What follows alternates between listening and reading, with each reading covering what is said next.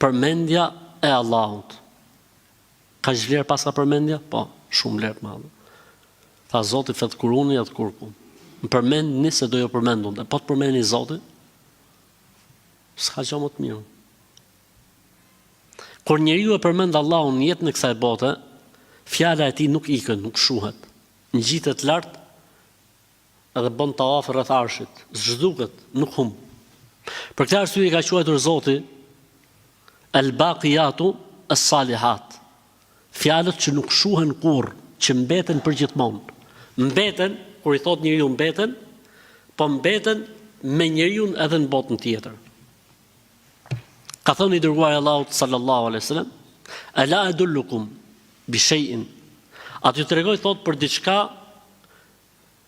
që është më e vlefshme te Zoti juaj se sa të jepni arin dhe argjendin.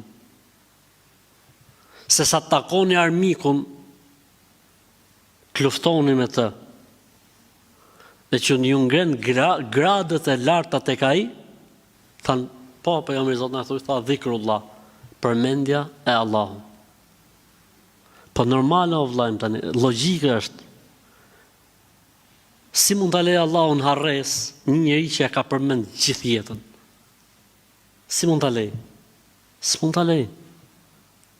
Sa ai që e ka përmend, do të thotë që ka krijuar një lloj raporti me Zotin e gjithësisë. Ka krijuar një lloj lidhje me Zotin e gjithësisë.